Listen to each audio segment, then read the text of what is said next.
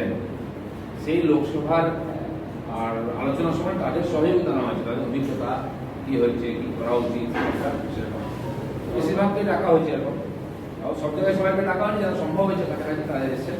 বাকি ওখানকার যারা অবজারভার আছেন, জেলা প্রেসিডেন্ট আছেন, তারাই ওখানকার ব্যাপারে নির্বাচন করছেন। অনুব্রত মণ্ডল বলেছেন ঘটনার সঙ্গে তৃণমূল যুক্ত নয়। 1, 2 হচ্ছে যে পৌষমেলার মাঠে প্রাচীর দিয়ে ঘেরা হবে, এটা কখনোই সমর্থন করা যায় না। এটা তো পরস্পর বিরোধী, সমর্থন করছেন না আর এমএলএ কে পাঠিয়ে দিয়ে দেওয়াল ভেঙে দিচ্ছেন, যুক্ত নেই কি করে বলবো? আমরা বলুন, আমরা এর বিরোধিতা করছি, পরিষ্কার করুন। বিশ্বভারতী নিয়ে রাজ্যপাল চিঠি দিয়েছে মুখ্যমন্ত্রীকে এবং সেখানে তিনি বলেছেন যে যে ঘটনা ঘটেছে বিশৃঙ্খলার জন্য যারা দোষী তাদের শাস্তি পাওয়া উচিত, কিন্তু এই ঘটনার খবর আগাম গোয়েন্দাদের কাছে ছিল না কেন? জেলা প্রশাসন কেন সক্রিয় হয়?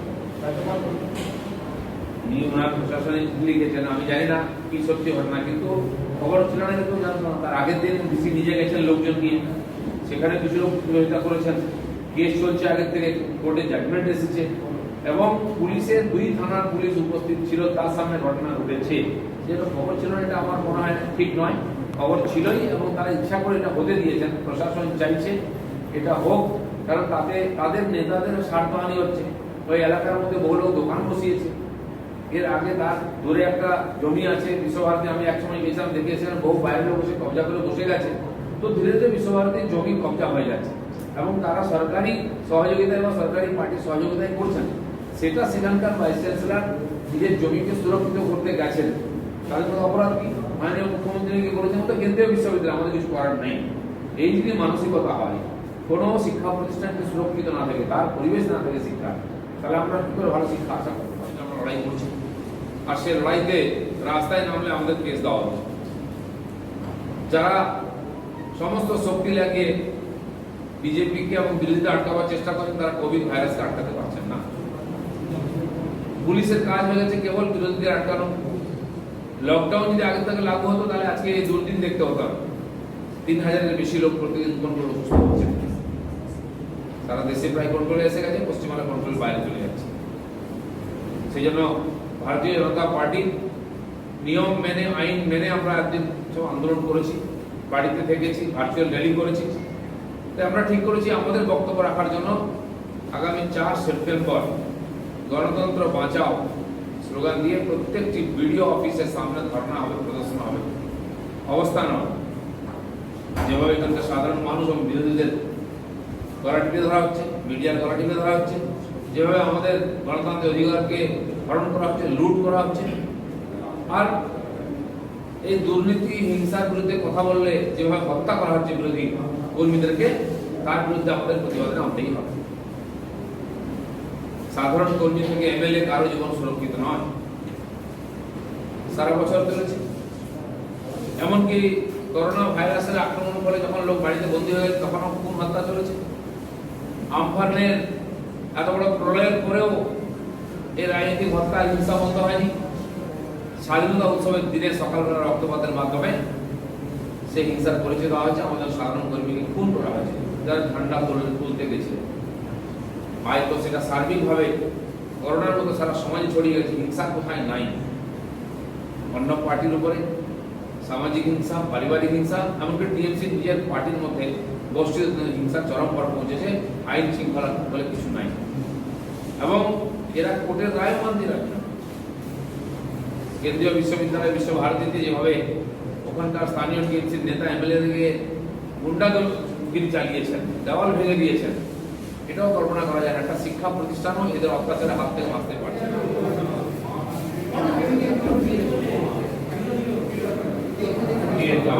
মাত্র আমাদের স্বাধীনতা উৎসব আমরা পালন করলাম। আমরা পশ্চিমবঙ্গে যারা আছি, এখানে বিরোধীরা সম্পূর্ণ স্বাধীনতা আমরা ভোগ করতে পারি না। তাদের গণতান্ত্রিক অধিকার নেই, বলার অধিকার নেই, নিজের মতো রাজনীতি করার অধিকার নেই, সভা সমিতি করার অধিকার নেই। এমনকি যে লকডাউন চলছে, সেই লকডাউনকেও সরকার রাজনৈতিক কারণে ব্যবহার করছে। রোজ এই জন্য অদল বদল করছে যাতে বিরোধীরা কোনো প্রোগ্রাম করতে না পারেন। এবং সাধারণ মানুষ যে কষ্টের মধ্যে আছে, তাদের প্রতি অত্যাচার হচ্ছে, যে দুর্নীতি হচ্ছে তার প্রতিবাদ করার জন্য যেমন রাস্তায় কেউ নামতে না পারে, তার জন্য লকডাউনটা বারবার ব্যবহার করা হচ্ছে। যে মমতা ব্যানার্জি পরিবর্তনের স্লোগান দিয়ে এসছেন ক্ষমতায়, দেখা হলো পরিবর্তন তো কিছু হয়নি, যদি হয়ে থাকে সেটা পশ্চিমবঙ্গের অবস্থা খারাপ হয়েছে। মানুষ ইলেকশনে ভোট দিতে পারছে না, নমিনেশন করতে পারছে না, মিডিয়া নিজের কথা বলতে পারছে না, বললে তাদের সঙ্গে যে ধরনের ব্যবহার করা হয় সেটা আমরা কর্পোরেশন ইলেকশনও দেখেছি, পরবর্তী সময় দেখেছি। সোশ্যাল মিডিয়াতেও লোকে নিজের বক্তব্য রাখতে পারছে না, সরকারের বিরুদ্ধে যদি কোনো পোস্ট করে বা শেয়ার করে তাকে বাড়ি থেকে তুলে নিয়ে যাওয়া হচ্ছে। সে অম্বিকেশ পাত্র থেকে শুরু করে আজ পর্যন্ত আমাদের সাধারণ কর্মী কাউকে ছাড়া হচ্ছে না। এটা যদি কেউ লাইক করে তার বাড়িতে পুলিশ আসছে, যদিও সাইবার ক্রাইমে কাউকে অ্যারেস্ট করা যায় না, অধিকার নেই পুলিশের, কিন্তু তাকে তুলে নিয়ে গিয়ে তাকে আর্মস রিকভারি বলে আর্মস কেস দিয়ে দেওয়া হচ্ছে বাড়ি থানায় নিয়ে গিয়ে। সার্বিকভাবে পশ্চিমবাংলার সাধারণ মানুষের অধিকার হরণ করা হয়ে গেছে। পঞ্চায়েত ইলেকশনকে প্রহসনে পরিণত করা হয়েছে। এত বড় গণতান্ত্রিক দেশের একটা গণতান্ত্রিক রাজ্যে সাধারণ মানুষের গণতন্ত্র নাই। 24% 34% ইলেকশনে নমিনেশন করা যায় না, প্রায় 1.5 কোটি লোক গ্রামীণ তারা ভোট দিতে পারলো না। 20,000-এর বেশি সিট বিনা কন্টেস্টে জিতে টিএমসি আজকে পঞ্চায়েতের টাকা লুট করছে, রেশন লুট করছে, আমফানের টাকা লুট করছে। আন্দোলন আমার দরকার আছে, তাই ভারতীয় জনতা পার্টি ঠিক করেছে মাঠে নেমে প্রতিরোধ করবে। যতই লকডাউন করে আমাদের আটকাবার চেষ্টা করুন, যাই করুন, আমরা এর বিরুদ্ধে প্রতিবাদ করব এবং সাধারণ মানুষ যারা চাইছেন পরিবর্তন সেদিকে এগোবো তাদেরকে সঙ্গে নিয়ে। এই কার্যক্রম আগামী 4 সেপ্টেম্বর সারা রাজ্য জুড়ে প্রায় 81টা বিডিও অফিসের সামনে আমরা ধর্ণার মাধ্যমে করব। বাকি 154টা বিধানসভার পর্যালোচনা এখানে হচ্ছে, আর 3-4 দিন এই বৈঠক চলবে। ছোট বৈঠক কেবল সেই জেলা নেতাকে নিয়ে, আর যারা প্রভারী আছেন প্রদেশের যারা ইনচার্জ আছেন তাদের নিয়ে পর্যালোচনা করতে হচ্ছে। মূলত নির্বাচন, কিন্তু গত 4 মাস ধরে আমরা কোনো সাংগঠনিক বা সামাজিক গতিবিধি করতে পারিনি। সংগঠন কি অবস্থায় আছে, নতুন কমিটি হয়েছে কার্যকর্তাদেরকে গাইডলাইন দেওয়ার জন্য, সেই জেলার কাজের পর্যালোচনা করার জন্য। আর আগামী দিনে নতুন করে আমরা মেম্বারশিপ শুরু করছি। বাড়ি বাড়ি গৃহ সম্পর্ক হয়েছে প্রধানমন্ত্রীর চিঠি নিয়ে, তার কতটা প্রস্তুতি হয়েছে, কতটা হয়েছে তারও খোঁজ খবর নেওয়া হচ্ছে। আজকে লোকসভা হিসাবে হাওড়া গ্রামীণ আর হাওড়া সদর হয়ে গেছে, এখন আরামবাগ এবং শ্রীরামপুর। কালকে বাকি হুগলি ইত্যাদি গুলো হবে। হুগলির আরামবাগ শ্রীরামপুর হুগলি জেলার বৈঠক হচ্ছে, সাংসদদেরও তো দেখেছেন। হুগলি হচ্ছে না, লোকসভা ধরে আরামবাগ আর শ্রীরামপুর আছে, কালকে সাংসদ এসে যাবেন। মানে আপনাদের নির্বাচন ইত্যাদি হওয়ার পরে, নতুন কমিটি হওয়ার পরে কর্মীদেরকে প্রশিক্ষিত করা, তাদেরকে গাইড করার সুযোগ পায়নি, কারণ সাময়িক বৈঠক হয়নি। সেজন্য কতটা এগিয়েছে খোঁজ খবর নিয়ে আগামী দিনে কি করতে হবে তার একটা রূপরেখা সামনে রাখা হচ্ছে। আর যে 2-3টা কার্যক্রম আমরা দিয়েছিলাম জেলা সম্পর্ক বা জনসম্পর্কে, তারও একটা রিপোর্ট নেওয়া হচ্ছে। তার আধারে আগামী দিনের রূপরেখা তৈরি হবে এবং নির্বাচন কবে হবে, কিভাবে হবে, কর্পোরেশন ইলেকশন হবে কিনা, এই সমস্ত বিষয়ে আলোচনা হচ্ছে। এটা অনেক স্তরে কমিটি অনেক জায়গাতেই তৈরি হয়, জেলা বা মন্ডল স্তরের কমিটি হয়তো ঘোষণা হয়েছে, কিন্তু অনেক জায়গায় কমিটি অসম্পূর্ণ রয়েছে। এই অসম্পূর্ণ কমিটি মানেই সেখানে নাম দেওয়া যাচ্ছে না, অর্থাৎ সেখানে একটা কোথাও দ্বিধাদ্বন্দ্ব রয়েছে বা সেখানে কোনো রকম সমস্যা রয়েছে। এই যে পরিস্থিতি, সেটা কতটা সমস্যা রয়েছে সংখ্যালঘু এলাকায়, আর সেই সব জায়গায় আমরা ভোটে জিতেও গেছি। সেজন্য আমাদের শক্তি অনুযায়ী যতটা সম্ভব গেছি।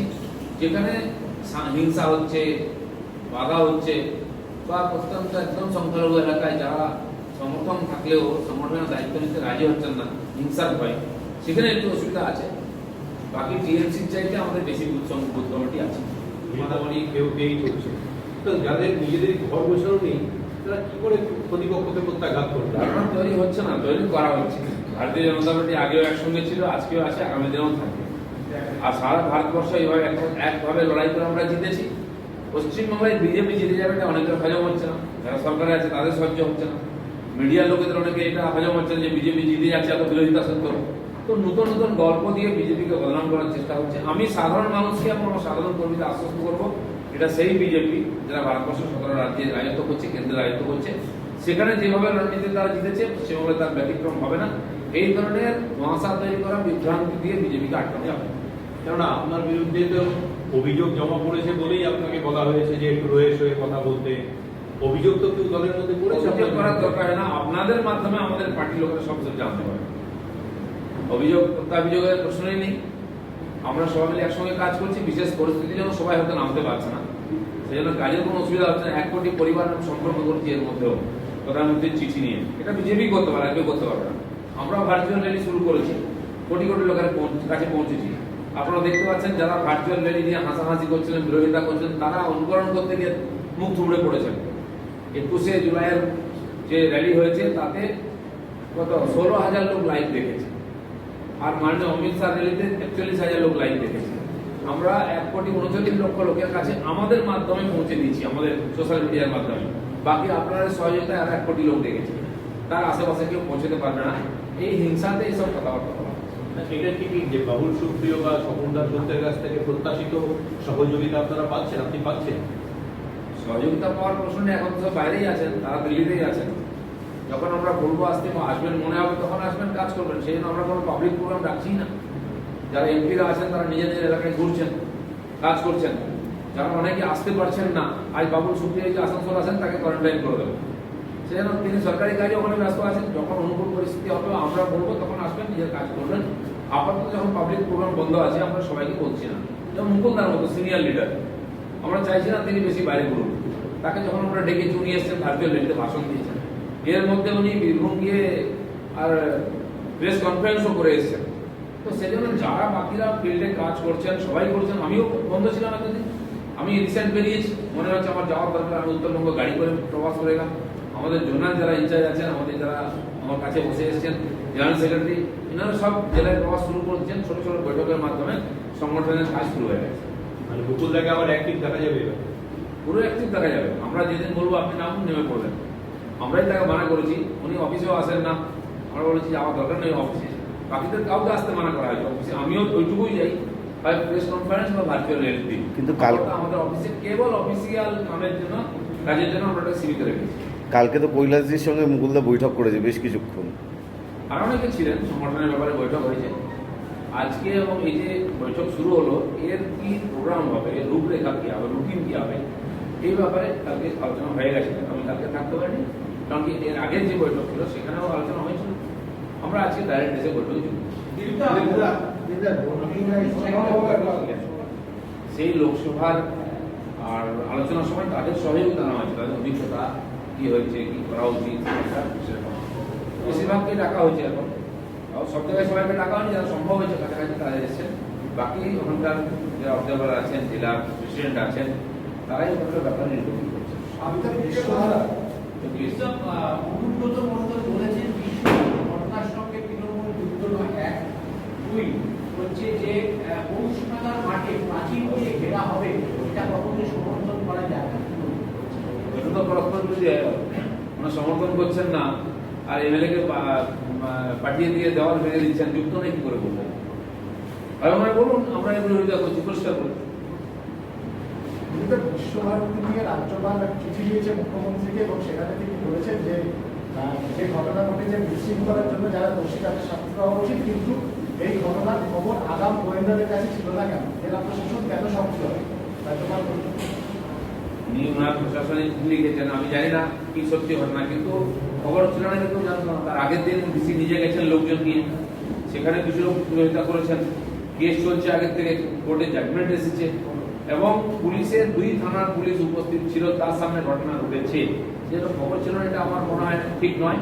খবর ছিলই এবং তারা ইচ্ছা করে এটা হতে দিয়েছেন। প্রশাসন চাইছে এটা হোক, কারণ তাতে তাদের নেতাদের স্বার্থহানি হচ্ছে। ওই এলাকার মধ্যে বহু লোক দোকান বসিয়েছে। এর আগে তার দূরে একটা জমি আছে বিশ্বভারতী, আমি একসময় গেছিলাম, দেখেছিলাম বহু বাইরের লোক এসে কবজা করে বসে গেছে। তো ধীরে ধীরে বিশ্বভারতীর জমি কবজা হয়ে যাচ্ছে এবং তারা সরকারি সহযোগিতায় বা সরকারি পার্টির সহযোগিতায় করছেন।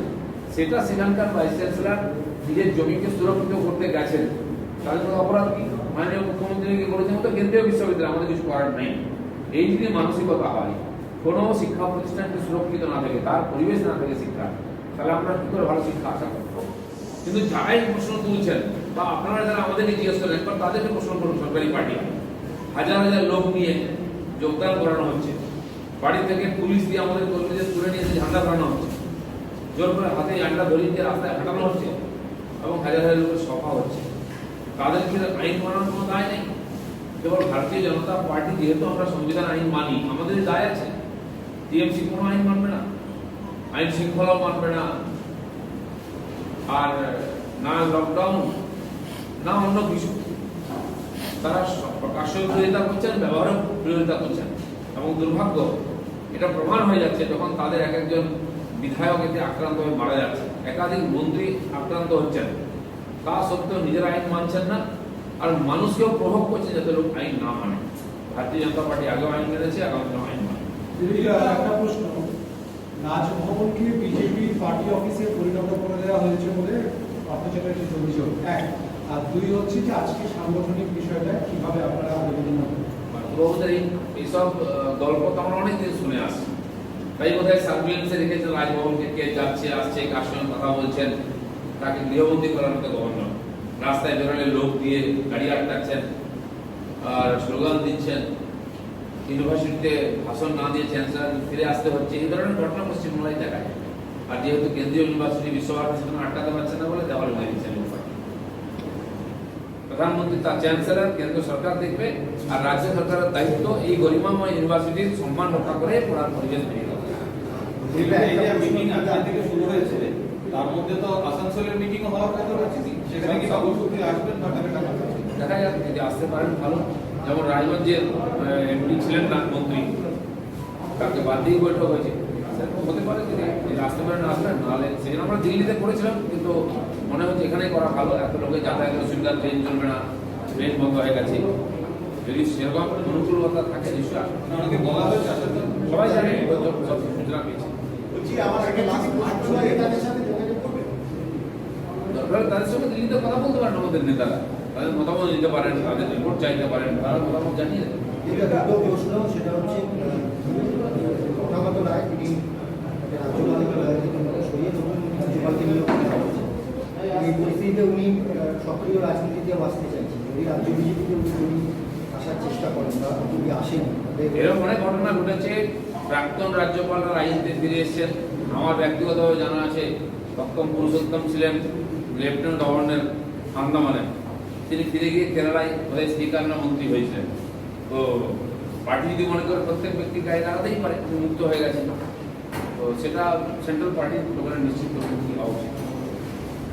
বলছি যে ত্রুটি বিচ্যুতি, অসম্পূর্ণতা ইত্যাদি আছে এবং রাজনৈতিক সংঘর্ষ, পুলিশি অত্যাচারের জন্য কার্যকর্তাদের মনের মধ্যে একটা ভয় আছে, সংকোচ আছে। সেই সমস্ত জিনিসগুলো আমরা নিজের খোঁজখবর করছি, কোথায় কি সমস্যা আছে, আর সেই অনুযায়ী পার্টি আগামী দিনে চলবে।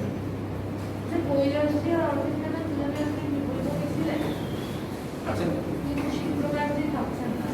কাছে আসেন, আগে হয়েছিল, ঠিক হয়ে গেছে। অমিত শাহজি আবার ভর্তি হয়েছেন হসপিটালে, হাই সুগার থাকার জন্য ওনার চিন্তার ব্যাপার আছে, সেটা উনি বলতে পারবেন। হ্যাঁ নিশ্চয়ই, যারা থাকার কথা সবাই থাকার কথা। বেহালা থানায় ওনাকে ডেকে পাঠানো হয়েছে। হ্যাঁ, বেহালা থানায় ওনাকে ডেকে পাঠানো হয়েছে। আপনার সমন রয়েছে। তো পুরোনো কেস তুলে আমাদের কর্মী নেতাদেরকে ঝামেলা করার চেষ্টা এইসব করছে, চলতেই থাকবে। এটা একটা প্রশ্ন, সেটা হচ্ছে কি কালকে একটা জিনিস দেখতে পাওয়া গেল, মেদিনী লোকজন বিভিন্নভাবে সাহায্য করছে, ত্রাণ বিলি করছে, সেখানে লেখা হচ্ছে সমাজসেবী সেবী শুভেন্দু। কি বলবেন? তৃণমূলের লোগো পর্যন্ত ব্যবহার করছে। তাদের নামে বিভিন্ন আর বিশেষণ আসেই, তার বক্তারা করেই থাকেন। অনেক সময় আমাদের নামেও লোক লিখে দেন, সেটা তার বক্তারা করেছেন, তার সম্বন্ধে আমি কি বলবো, এটা ওনাদের পার্টির ব্যাপার। উনি একজন বড় নেতা, তার সম্বন্ধে কেউ বলতেই পারে বক্তারা। আমি খড়গপুরে গিয়ে দেখি আমাদের ওখানকার যিনি এখন এমএলএ হয়েছেন, তিনি নেতা নেই বেটা হ্যায়, আর অনেক রকম স্লোগান টুগান লাগা হয়, এরকম কিছু না। শুভেন্দুকে আপনাদের দলে আসবে এরকম কোনো কথা হয়েছে? আসবেন সেটা উনি ঠিক করুন, আমাদের দরজা সবার জন্য খোলা আছে। আপনারা এই যে একটা 4 তারিখে এইভাবে যে মানে গোলাগুলিভাবে নেমে পড়ছেন, এটা কি একটা আপনার মনে হচ্ছে যে 21 নির্বাচন ফলে অনেক দেরি হয়ে যাচ্ছে না? সবই হবে, বাকিরা নেমে পড়েছে, আমরাও নেমেছি। আমরাও ধীরে ধীরে যে পরিস্থিতি চলছে এখানে, রোজ প্রচুর খারাপি হচ্ছে, তার বিরুদ্ধে প্রতিবাদ করার দরকার আছে। সেই জন্য এটা আমাদের অস্তিত্ব রক্ষার প্লাস গণতন্ত্র রক্ষার জন্য লড়াই করছি। তারপরের দিন শিক্ষক দিবস আছে, রাধাকৃষ্ণের জন্মদিন আছে, সেজন্য মহাপুরুষদেরকে কেন্দ্র করে আমরা বিভিন্ন আন্দোলন সংগঠিত করছি। গোটা দেশে যখন মানে সংক্রমণের হার এরকম ভয়ঙ্করভাবে বেড়ে যাচ্ছে, কয়েক কোটি লোক পৌঁছে গেছে, আমাদের রাজ্যেও প্রতিদিন প্রায় 3000-এর উপর লোক সংক্রমিত হচ্ছে, তখন এই এরকম অ্যাগ্রেসিভভাবে আপনারা এটা পশ্চিমবঙ্গে যে সরকার আছে, দল আছে, তাদেরকে জিজ্ঞেস করুন তারা কেন লকডাউন মানছেন। তো স্বাভাবিক আছে, আমরা বিরোধী দল, ওনাদের অনুপ্রেরণ করবো। সব কিছু মুখ্যমন্ত্রী অনুপ্রেরণা হয়, উনি কখনো লকডাউন মানেননি, তো কেউ মানছে না, তার পার্টিও মানছে না। তো আমরা খালি দায় নিয়েছি দেখি, আমরা তো সুরক্ষিতই আছি, সুরক্ষিত থেকেই আমরা আন্দোলন করবো। ঠিক আছে, কিন্তু আমার লাস্ট কোশ্চেন তারা বিভিন্নভাবে সেন্ট্রাল লিডারশিপের কাছে নাকি ট্রাম্প কার্ড পেয়েছি। তো রবিবার দিন নাড্ডাজির সঙ্গে মিটিং এর পরে আপনি ওভারটার্ন করে আসতে পেরেছেন ওটা? সে তো আগামী দিন বোঝা যাবে কি হয়েছে। নাড্ডাজি এই বলেছেন যে বেশি বিতর্কে যাওয়ার দরকার নেই, সব প্রশ্নের উত্তর দেওয়ার দরকার নেই, আপনাদের কথার উত্তর দিতে না বলেছেন, আমি দিচ্ছি আপনাকে যে কায়দা হয় আপনি করুন। ধন্যবাদ।